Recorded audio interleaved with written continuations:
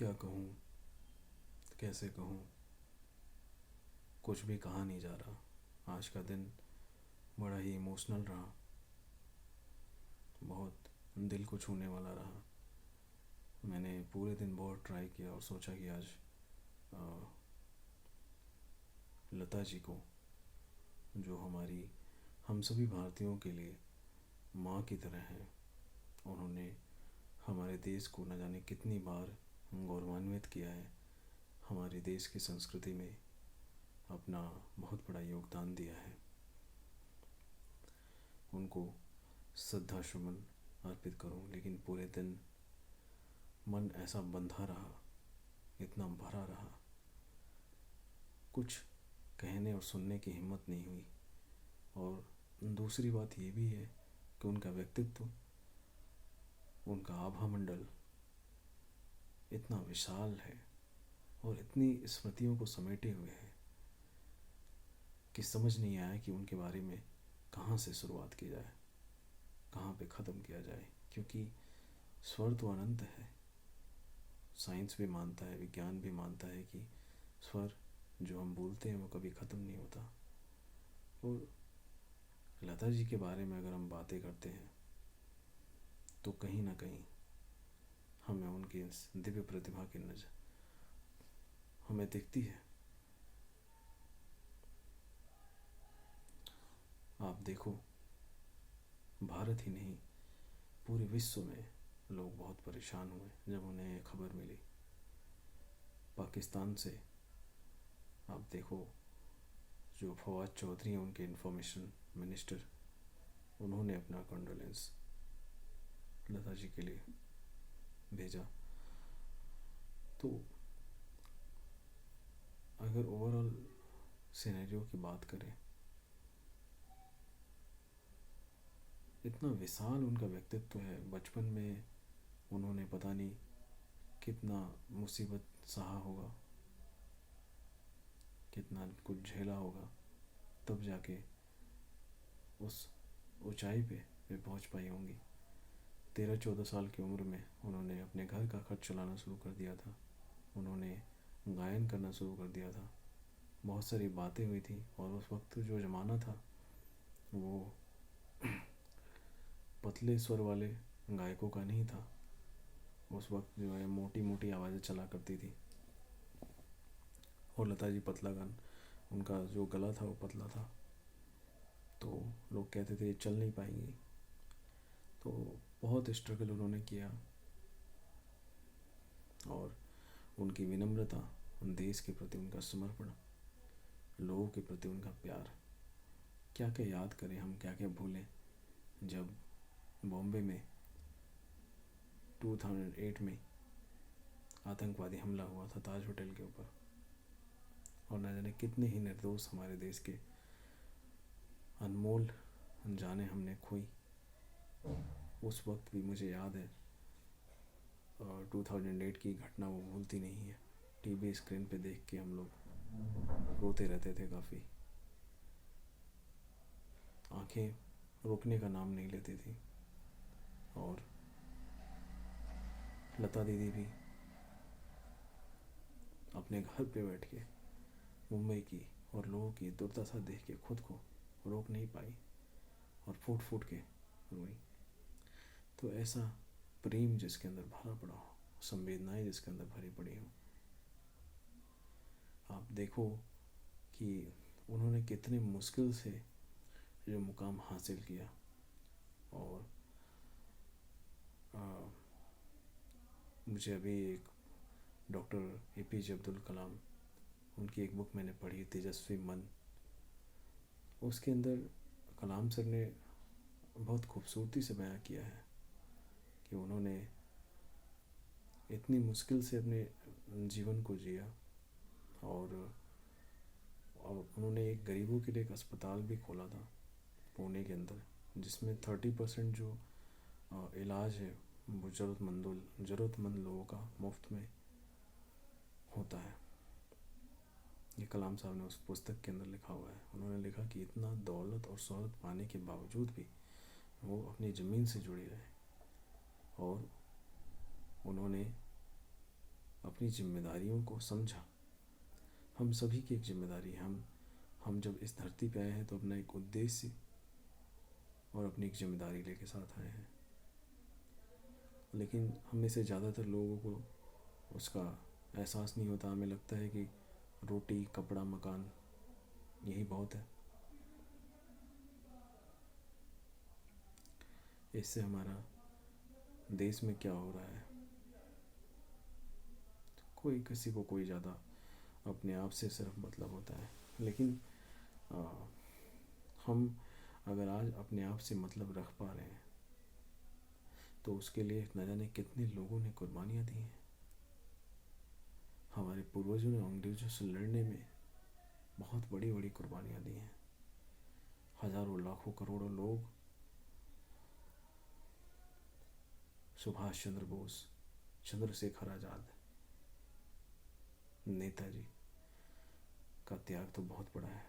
उनको तो इतिहास में भी उनके साथ न्याय नहीं किया गया। लाल बहादुर शास्त्री के साथ भी इतिहास ने न्याय नहीं किया। लेकिन इस देश को बनाने में करोड़ों, लाखों लोगों का योगदान है, जिन्होंने अपना जीवन न्यौछावर कर दिया।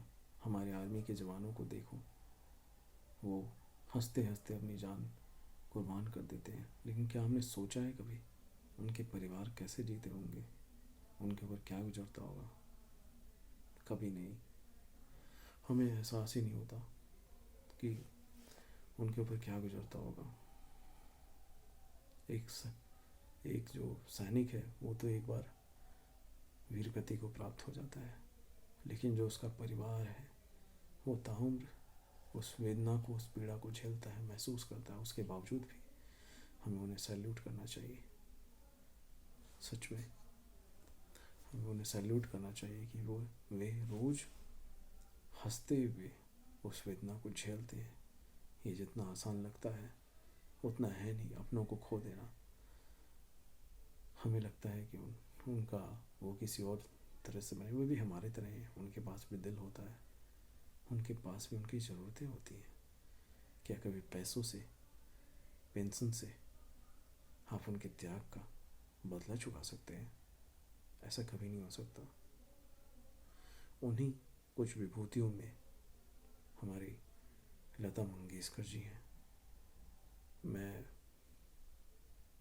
उनको माँ कहता हूँ, हालांकि वे फेमस लता दीदी के नाम से हैं, क्योंकि हम जैसे लोगों को, हमारी पीढ़ी को कितना ही प्रेरित करते हैं ये लोग। आप देखो, लगातार कलाम सर 2015 से स्टार्ट हुआ ऐसी विभूतियों का जाना। हमारे देश के लिए बहुत बड़ा झटका है। कलाम साहब सबसे पहले, फिर अटल जी, फिर सुषमा जी, और न जाने ऐसे कितने ही मूर्धन्य अमूल्य विद्वानों को, अमूल्य रत्नों को, भारत रत्नों को हमने खोया है। और आज दिल बैठ सा गया, क्योंकि ऐसे लोगों की वास्तव में हमें ज़रूरत है जो मार्ग दिखाएं। लेकिन मैं फिर भी एक बात कहना चाहता हूँ कि हमें इनसे सीखना चाहिए कि इन लोगों ने अपनी ज़िंदगी को कैसे जिया, कैसे देश की सेवा, अपने काम को करते हुए, अपनी ड्यूटी को निभाते हुए देश की सेवा की। देश की सेवा करने के लिए ज़रूरी नहीं कि हम आर्मी में जाएं या फिर हम पॉलिटिक्स में आए। नहीं, हम जहाँ पे हैं वहीं पे हम देश की सेवा कर सकते हैं।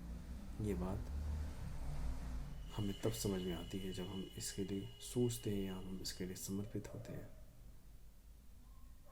लता जी को देखो, उन्होंने संगीत के साथ पूरे विश्व को एक कर दिया। देखो, हम भारत में हैं और राष्ट्रीयता हमारे खून के अंदर है, लेकिन मानव धर्म बहुत बड़ी चीज़ है। आप देखो, पाकिस्तान भी तो हमारे ही लोग हैं। हमने एक बाउंड्री खींच दी है कुछ नेताओं की स्वार्थ की वजह से, कुछ लोगों की पद लोलुपता की वजह से और धर्म लोलुपता की वजह से हमारे दिल का टुकड़ा, वे सब हमारे लोग हैं। पाकिस्तान के भी जितने भाई बहन हैं सब हमारे हैं। हम पराये नहीं हैं, लेकिन कैसे हमने एक रेखा खींच के हजारों लाखों लोगों के साथ कितना बड़ा अन्याय किया। वहाँ की तमाम संस्कृतियों को नष्ट किया गया। अगर बात करें तो दिल बहुत बैठ है आज, कुछ बोलने का या कुछ कहने की हिम्मत बिल्कुल भी नहीं है। अंदर अजीब सी वेदना है, लेकिन अपनी बात को पूरा करने से पहले मैं यही कहना चाहता हूँ कि हमें इन सभी महान लोगों से, चाहे वो कलाम साहब हो, अटल बिहारी वाजपेयी हो, सुषमा जी हो, लता जी हो, सचिन तेंदुलकर जी हो, हमें उन सब की बहुत वैल्यू करनी चाहिए। हमें उनसे जीते जी भी उनकी वैल्यू समझनी चाहिए, और उनके जाने के बाद भी उनकी वैल्यू, उनकी कदर को समझना चाहिए। हम जब भी किसी से मिले यार, एक तो मैं बात कहता हूँ, किसी का दिल मत दुखाओ यार। ज़िंदगी 4 दिन की है, पता नहीं कब भगवान के वहाँ का टिकट कट जाए और हमें अलविदा कहना पड़े।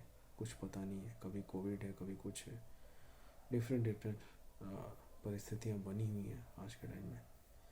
तो हमें खुद के अंदर हमें ऐसा इंसान बनाना चाहिए जिससे किसी को मिल के, अगर कोई मिले तो उसे ऐसा ना लगे कि वो किसी पराये से मिल रहा है। हमसे मिल के हजारों लाखों लोगों की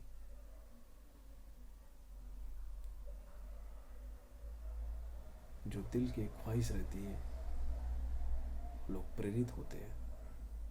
तो हमें ऐसा बनना चाहिए कि हमसे मिल के लोगों की वो मंजिल पूरी हो जाए। हमें दुनिया में अच्छाई ढूंढने की कोशिश नहीं करनी चाहिए। यहाँ ये अच्छाई है, यहाँ ये बुराई है, कुछ नहीं लेना देना, सब यही रह जाना है। श्री गुरु ग्रंथ साहिब जी में बहुत ही सुंदर बात कही हुई है कि किसी को भला बुरा मत कहो, कोई भला या बुरा नहीं है, जो भगवान को भजता है वो भगवान का होता है। तो इस बात को हमें आत्मसात करने की बेहद आवश्यकता है, ज़रूरत है कि हम ऐसे बने कि हमसे मिलके किसी की मंजिल पूरी हो जाए, किसी को परायापन ना लगे, हम किसी का दिल ना दुखाएं, और जितना हो सकता है हम अपने देश के लिए, अपने आसपास के लोगों के लिए, अपने माँ बाप के लिए जितना भी हम कर सकते हैं हम करें, क्योंकि यही ज़िंदगी की सच्चाई है। ये धन दौलत रुपया पैसा सब यही रह जाना है। इन सब की बहुत इम्पोर्टेंस है इंसान के जीवन ज़िंदगी जीने में। अगर अच्छा घर ना हो, अच्छा पैसा ना हो, तो बहुत तकलीफ़ें आती हैं, और गरीबी एक बहुत बड़ा जड़ है बहुत बड़ी बड़ी समस्याओं का। लेकिन मैं मानता हूँ इसके साथ साथ सिर्फ अगर पैसा आने से या अच्छा घर या अच्छा जगह होने से अगर ज़िंदगी सेटल हो जाती, तो हम विदेशों में देखें, यूएस में देखें, ऑस्ट्रेलिया में देखें, ये जितने भी समृद्ध देश जिनको हम कहते हैं, यूके वगैरह, अगर हम उनको देखें तो वे लोग हमारे वहाँ क्यों आते हैं, ऋषिकेश क्यों आते हैं? उनकी खोज यानी अधूरी है, पूरी है। हमें लगता है कि हमारे पास ज़्यादा धन होगा, हमारे पास बहुत अच्छी अच्छी कारें होंगी, एक लग्जरी लाइफ होगा, तो हम अच्छी लाइफ स्टाइल को एंजॉय कर पाएंगे। ये बात सच है, ये ज़रूरी है लाइफ के लिए, हमें इनको अचीव करना चाहिए, हमें फाइनेंशियल फ्रीडम को अचीव करना चाहिए। लेकिन उससे भी जो ज़रूरी बात मेरे को लगती है, इसके साथ साथ किसी भी चीज़ को अलग हम नहीं कह सकते। जैसे हमारे ऋषियों ने 4 पहलू बताए हैं जीवन के, धर्म अर्थ काम मोक्ष। तो आज हम सिर्फ काम और अर्थ के पीछे भाग रहे हैं। जीवन जैसे कार के 4 पहिए होते हैं, तो ऐसे ही धर्म,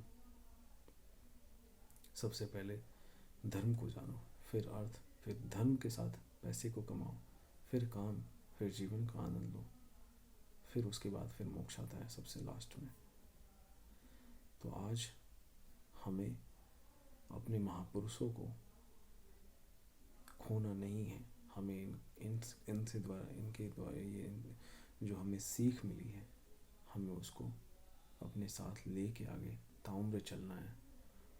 और हमें कोशिश करनी चाहिए कि हम ऐसे इंसान बने जिनसे कोई भी मिले तो उसे प्यार नज़र आए, अपनापन नज़र आए।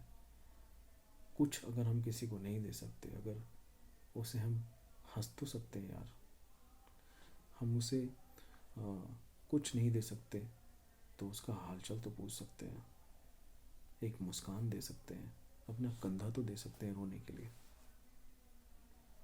अगर देखेंगे तो दुनिया दुख से भरी हुई है। सब अपने अपने किसी ना किसी का कुछ ना कुछ प्रॉब्लम होता है, परेशानियाँ होती हैं। लेकिन हमें कोशिश ये करना चाहिए कि हम शांत रहें, ज़्यादातर हम लोगों को सुने, क्योंकि सिर्फ सुनाना सब कुछ नहीं होता।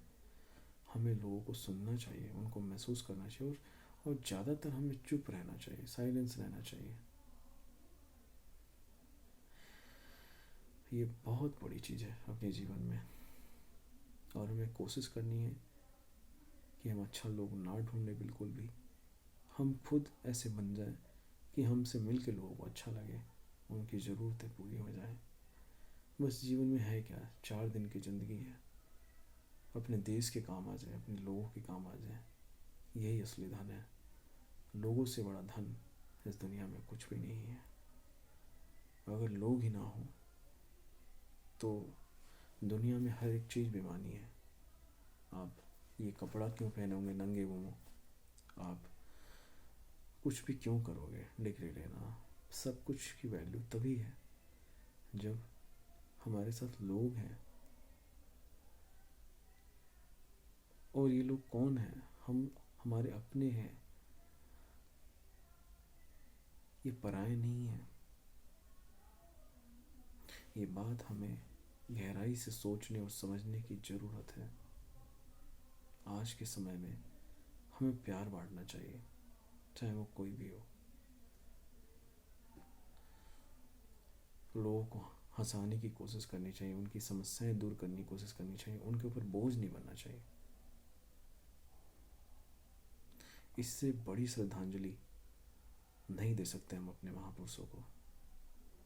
अगर हमें श्रद्धांजलि देनी है तो हमें उनके गुणों को अंगीकार करना होगा, उनसे सीखना होगा, उनसे सबक लेना होगा। और मैं ये नहीं कहता कि लता जी की तरह बन जाए, कलाम साहब की तरह बन जाए, नहीं।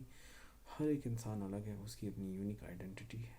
लेकिन एक फूलों का जो गुलदस्ता होता है खूबसूरत सा, उसमें कई सारे तरह के अलग अलग रंग के फूल होते हैं, उनको सजा के अलग अलग विचारों को लेके, अलग अलग गुणों को लेके हम एक गुलदस्ता बना सकते हैं। हम एक गुलदस्ता खुद बन सकते हैं, जो जब भी कोई हमारे पास आए तो उससे महक आए, उससे उसे प्रेरणा मिले और वो जीवन में कुछ कर पाए। हम खुद भी उठें, हम दूसरों को भी उठाएं, अपने देश को उठाएं, पूरी मानवता को उठाएं। ये हमारा कर्तव्य है। हमें ये समझना होगा, क्योंकि समय बहुत कम है और बहुत तीव्र गति से निकलता जा रहा है। समय की इस दौड़ में हम पीछे ना रह जाएं। समय की इस दौड़ में हम अंधे ना हो जाएं, इस बात का हमें ध्यान रखना होगा। आइए हम सब मिलके हमारी माँ को, जो हम सभी की माँ है, लता दीदी को हम श्रद्धा सुमन समर्पित करें। नवरात्रि के इन पावन दिनों में आज माँ छिन्नमस्ता का दिन है। माँ छिन्नमस्ता जो 10 महाविद्या में से एक महाविद्या है, माँ दुर्गा के अनंत रूप हैं, उनमें से एक रूप माँ छिन्नमस्ता का है। आज का बहुत पवित्र दिन है और इस पवित्र दिन में जाना एक बहुत बड़ी बात है। लता दीदी बहुत पुण्यात्मा, मैंने देखा है कि अमूमन लोगों का यूँ जाना नहीं होता इन दिनों में, बहुत दुर्लभ होता है माँ के इन दिनों में जाना। तो लता दीदी मैं बहुत खुश हूँ कि वो गई हैं तो इन पवित्र दिनों में गई हैं और सीधे माँ भगवती छिन्नमस्ता माँ दुर्गा के चरणों में गए हैं। मेरी तो प्रभु से प्रार्थना है, मैं उनके लिए कभी, आज मेरा सबसे बड़ा दर्द ये रहा कि मैं उनको लास्ट दर्शन करने, उनको श्रद्धांजलि देने के लिए नहीं जा पाया। उन्होंने हम सभी देशवासियों को बहुत कुछ दिया है। आज हमारी बारी थी, मुझे देना था, मैं नहीं जा पाया। इसका मुझे बहुत दुख है, बहुत पीड़ा है, मैं बयान नहीं कर सकता। बस मेरी माँ दुर्गा से प्रार्थना है कि लता दीदी को सुख शांति मिले, उन्हें अपने चरणों में स्थान दे माँ, मेरी यही प्रार्थना है। आइए कुछ मिनट का हम मौन धारण करके लता दीदी को श्रद्धांजलि देते हैं।